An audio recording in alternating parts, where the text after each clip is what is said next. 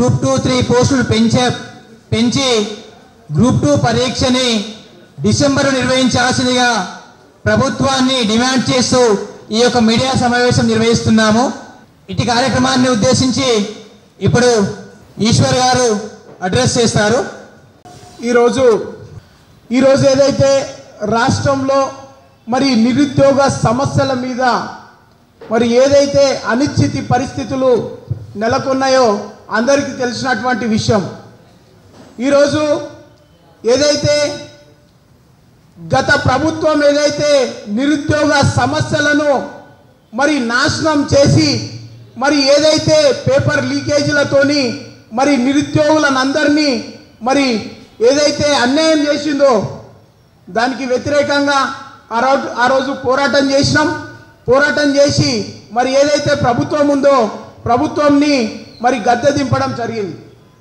ఈరోజు చూస్తూ ఉంటే మరి ఏదైతే కాంగ్రెస్ ప్రభుత్వం అధికారంలోకి వచ్చినప్పటి నుంచి మరి నిరుద్యోగులుగా అనేక ఆశలతోని మరి కళ్ళల్లో ఒత్తులేసుకొని మరి నోటిఫికేషన్ల కోసం ఎదురు చూస్తున్నటువంటి సందర్భం.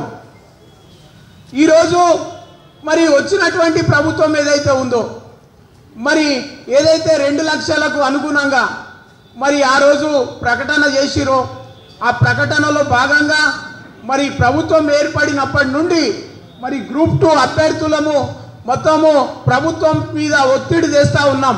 ఎందుకు అనంటే ఆ రోజు ఏదైతే మరి బీఆర్ఎస్ ప్రభుత్వం పోరాటంలో భాగంగా మరి ఇదే ప్రెస్ క్లబ్లో మరి రేవంత్ రెడ్డి గారు మరి ఏదైతే హామీ ఇచ్చిరో రాష్ట్రంలో కాంగ్రెస్ ప్రభుత్వం వస్తే మరి 2 లక్షల ఉద్యోగాల కల్పనకు శ్రీకారం చుడతాం. దాంతో పాటు జాబ్ క్యాలెండర్ ఇస్తాం.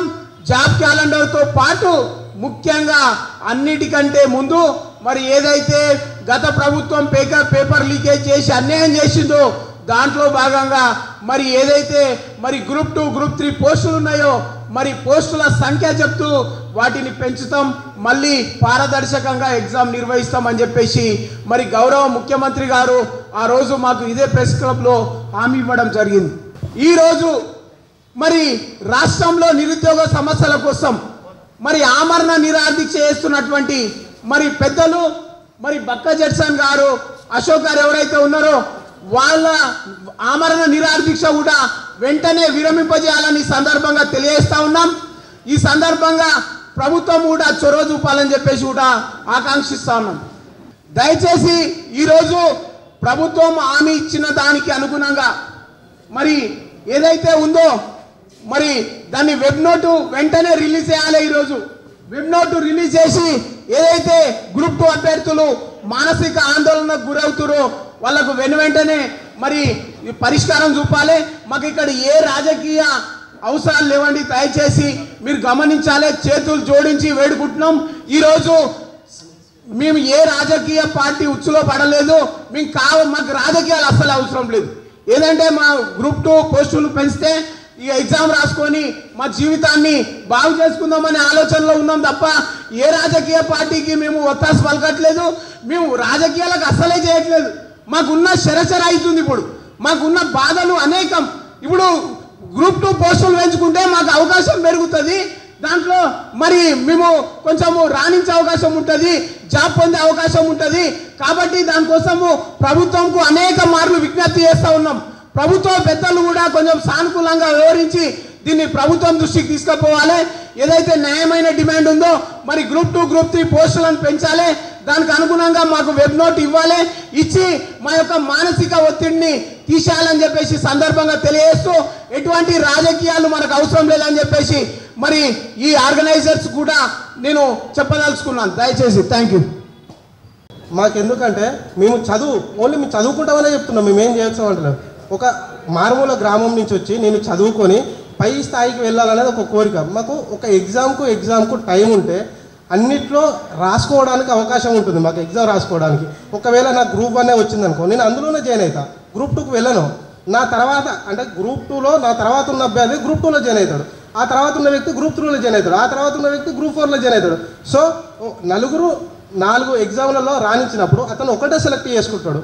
ఆ ఒక్కటే పోయిన తర్వాత మిగిలిన ఖాళీలు మిగిలిన వాళ్ళు నింపడం జరుగుతుంది. ఇప్పుడు నేను గ్రూప్ 1 మెయిన్స్ ప్రిపేర్ కావాలా, గ్రూప్ 2 ప్రిపేర్ కావాలా అర్థం కాని పరిస్థితి. గ్రూప్ 1 మెయిన్స్ అయిపోతుంది, గ్రూప్ 1 మెయిన్స్ అయిపోయినా మళ్ళీ ఏం చేయాలో అర్థం కాని పరిస్థితి. మానసికంగా 10 సంవత్సరాల నుంచి ఒత్తిడిలో ఉన్నాం. ఇదే వేదిక మీద సీఎం గారు మాకు అప్పుడు కూడా మాట ఇవ్వడం జరిగింది, మీరు అందరూ ఒక నెల రోజులు పుస్తకాలు పక్కన పెట్టి మా కోసం పోరాటం చేయండి అంటే మేము అందరం బస్సు యాత్ర కూడా చేయడం జరిగింది. 2 నెలలు పోరాటం చేసి ప్రభుత్వాన్ని మార్చుకున్నాం. మనం ఈ నోటిఫికేషన్స్ని మన ప్రభుత్వం వచ్చినాక పోస్టులు పెంచుకొని ఇచ్చుకుందామని చెప్పి సీఎం గారు చెప్పడం జరిగింది. మాకు అధికారికంగా చెప్పారు ఇప్పుడు ప్రతిపక్షంలో ఉన్నప్పుడు. మేము ఇప్పుడు అదే అడుగుతున్నాం, మాకు గ్రూప్ 2 గ్రూప్ 3 పోస్టులు పెంచి కొంచెం ఈ గ్రూప్ 1 మెయిన్స్ తర్వాత ఎగ్జామ్ పెట్టండి. మాకు గ్రూప్ 2కు గ్రూప్ 3కి సమయం ఎక్కువ అవసరం లేదు. ఎందుకంటే గ్రూప్ 2 సిలబసే గ్రూప్ 3 సిలబస్. అందులో కొంచెం గ్రూప్ 3లో సిలబస్ కొంచెం తగ్గించి ఇచ్చారు, కానీ తేడా ఏం లేదు. ఒక అభ్యర్థి గ్రూప్ 2 ప్రిపేర్ అవుతాడు, గ్రూప్ 1 ప్రిపేర్ అవుతాడు, గ్రూప్ 4 ప్రిపేర్ అవుతాడు, కానీ గ్రూప్ 3కి ప్రత్యేకంగా ప్రిపేర్ కాడు. ఎందుకంటే 2 యొక్క సిలబస్ 3 యొక్క సిలబస్ 100% సేమ్. కాబట్టి దానికి మేమేం టైం అడగట్లేదు. ఇప్పుడు ఫర్ ఎగ్జాంపుల్ ఎకానమీ తీసుకున్నాం అనుకోండి, ఒకటే సిలబస్, గ్రూప్ 2లో 150 మార్కులు ఇవ్వాలి, గ్రూప్ 3లో 150 మార్కులు ఇవ్వాలి. మేము చదివేది ఒకటే, వాళ్ళు క్వశ్చన్ అడిగేది కూడా అక్కడ నుండే. కానీ గ్రూప్ 1 మెయిన్స్కి వచ్చేసరికి డిఫరెన్స్ ఉంటుంది, చాలా డిఫరెన్స్ ఉంటుంది. ఇది ఒక్కటి నెరవేర్చాలని కోరుతున్నాము. దీనివల్ల ప్రభుత్వానికి కూడా లాభం ఉంది. చాలామంది ప్రభుత్వానికి ఏదో అవుతుంది అంటారు, ప్రభుత్వానికి లాభం ఉంది, సర్వీస్ కమిషన్కు లాభం జరుగుతుంది, విద్యార్థులకు లాభం జరుగుతుంది. ఎందుకంటే ఒకదాని తర్వాత ఒకటి క్లియర్గా ఎగ్జామ్ పెడితే మా ఆందోళన, మా మనసులో ఉన్న మానసిక ఒత్తిడి అనేది కొంచెం తగ్గించడంలో జరుగుతారు ప్రభుత్వం. ఎందుకంటే మేము సమయం అడుగుతున్నాం, కొన్ని పోస్టులు పెంచమని అడుగుతున్నాం. గత ప్రభుత్వాన్ని దించిందే అందుకు. ఇంకో కొంతమంది విద్యార్థులు లేకుంటే వాళ్ళు మరి విద్యార్థులా లేకుంటే అప్లై చేసిర్రా, అప్లై చేయలేదా, వాళ్ళకి డిగ్రీలు ఉన్నాయో కూడా తెలియదు, బయట పోయి రూల్ ఆఫ్ రిజర్వేషన్ అనేది తెలియకుండా కూడా రిజర్వేషన్లో ఉల్లంఘించబడ్డాయని జరుగుతుంది. ఆ మిత్రులకు నేను ఈ మీడియా ద్వారా చెప్తున్నాను, రూల్ ఆఫ్ రిజర్వేషన్ అంటే ఏంది, దాన్ని కొంచెం తెలుసుకున్న తర్వాత మీరు మీడియా ముందా లేకుంటే మీకున్న సోషల్ మీడియా ద్వారా మాట్లాడండి. ఒక అభ్యర్థి ఒక ఎగ్జామ్కు ఒక్కసారి మాత్రం రిజర్వేషన్ వర్తిస్తుంది, అది రూల్ ఆఫ్ రిజర్వేషన్. అంతేగాని ప్రతి దగ్గర రిజర్వేషన్ వర్తించాలంటే అది కోర్టు తీర్పులు ఉన్నాయి, అది తెలుసుకున్న తర్వాత మాట్లాడండి. ఇంకొంతమంది ప్రభుత్వం మీద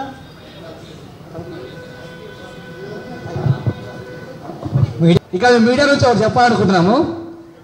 సార్కి గత 10 సంవత్సరాల్లో బీఆర్ఎస్ వాళ్ళకి మన నిరుద్యోగులు గుర్తురాలే. వాస్తవానికి పాపం కేటీఆర్ అన్న హరీష్ అన్నకి ఈరోజు గుర్తొచ్చినాం. మేము గుర్తొచ్చినందుకు థ్యాంక్ యూ అన్న. కానీ మీరు చేసిన పుణ్యమే ఈరోజు మేము అశోక్ నగర్లో ఆర్టీసీ క్లాసులో ఇంకా 10 సంవత్సరాల నుంచి ఇంకా 8 సంవత్సరాల నుంచి 5 రూపాయల భోజనం తింటున్నాము. నిరుద్యోగ అంశాన్ని మీరు మాట్లాడండి, మేము స్వాగతిస్తున్నాం, దానికి మేమేం అంటలేము. కానీ నిరుద్యోగ అంశాన్ని రాజకీయం చేసి నిరుద్యోగులు ఆగమాగం చేద్దాము, దీంట్లో కొంతమందిని చేర్చుకుందాము అనే ఉద్దేశం మాత్రం మీకు ఉండకూడదు, అది ఉండొద్దు కూడా.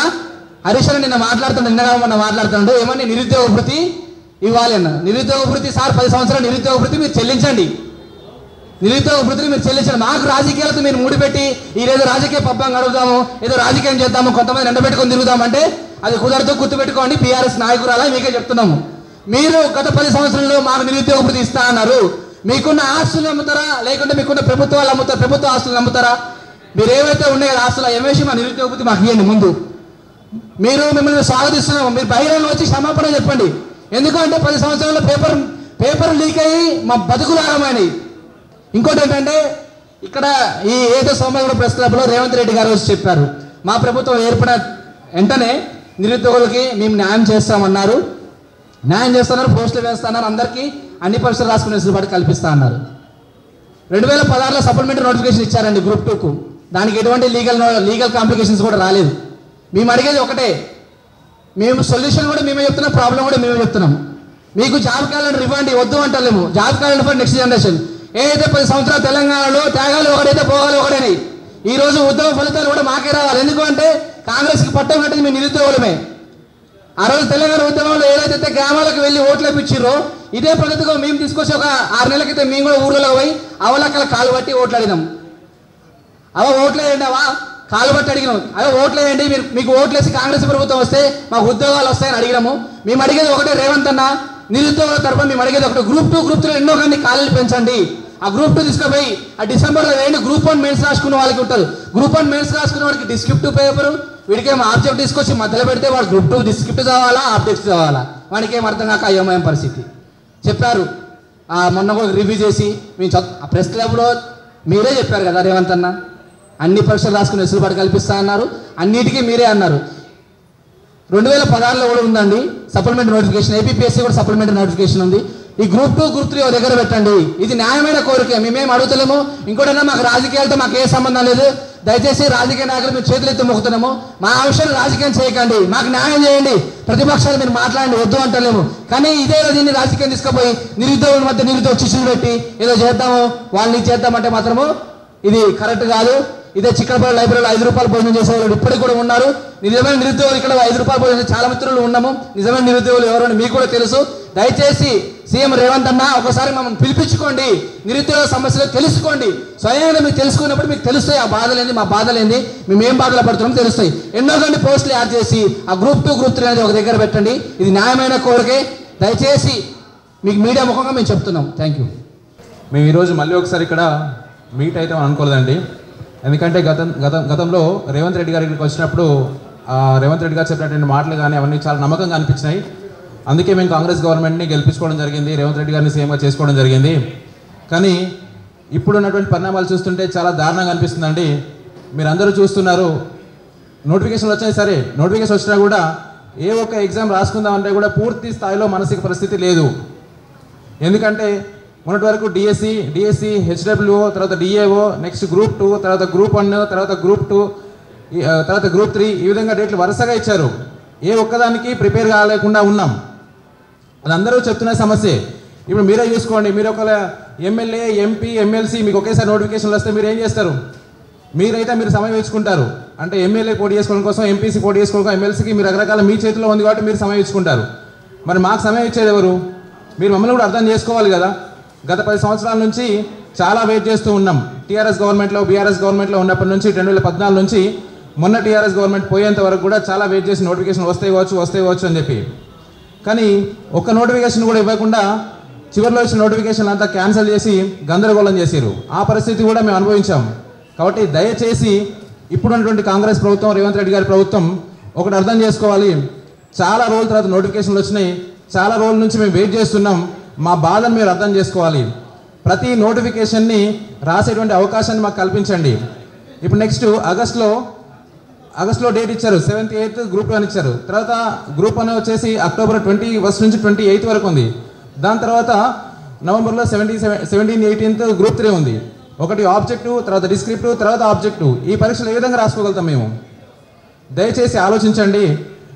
అదేవిధంగా గ్రూప్ 2, గ్రూప్ 3 పెన్షన్లు ఏవైతే పోస్తామని చెప్పారో ఆ పెంచి ఈ గ్రూప్ 2 ఎగ్జామ్ని గ్రూప్ 1 మెయిన్స్ తర్వాత నిర్వహించండి. అది అందరికీ అనుకూలమైనటువంటి తేదీగా ఉంటుంది.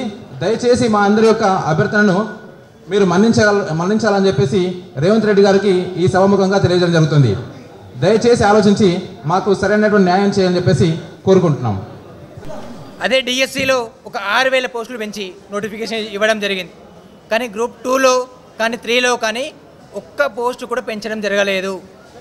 అలాగే ఈ యొక్క గ్రూప్ 2కి 3కి మధ్యలో గ్రూప్ 1 మెయిన్స్ ఉంది. మెయిన్స్ ప్యాటర్న్ వేరు, ఈ డిస్క్రిప్షన్ అది మెయిన్స్ది. ఈ యొక్క గ్రూప్ 2, 3ది ఏమో objective pattern. So mains qualify అయిన చాలామంది ఉన్నారు. ఆ మెయిన్స్ క్వాలిఫై అయ్యి మళ్ళీ ఈ యొక్క గ్రూప్ 2 ప్రిపేర్ కాని పరిస్థితి వస్తుంది వాళ్ళకి. గ్రూప్ 2ని 3కి మధ్యలో మెయిన్స్ ఉంది కాబట్టి గ్రూప్ 2కి 3కి సేమ్ సిలబస్ కాబట్టి గ్రూప్ 2ని తీసుకెళ్ళి డిసెంబర్లో కనుక నిర్వహించినట్లయితే మనకి గ్రూప్ 2 మెయిన్స్ రాసుకొని గ్రూప్ 1 మెయిన్స్ రాసుకొని గ్రూప్ 2ని కూడా రాసుకునే వెసులుబాటు అందరికి అవకాశం కల్పించినట్లు అవుతుంది ప్రభుత్వం. అలాగే పోస్టులు కూడా గత 2 years కింద వచ్చిన నోటిఫికేషన్ కాబట్టి పోస్టులు పెంచి పరీక్షలు నిర్వహించాలని చెప్పేసి మేము ఈ ప్రభుత్వాన్ని డిమాండ్ చేస్తూ ఉన్నాం.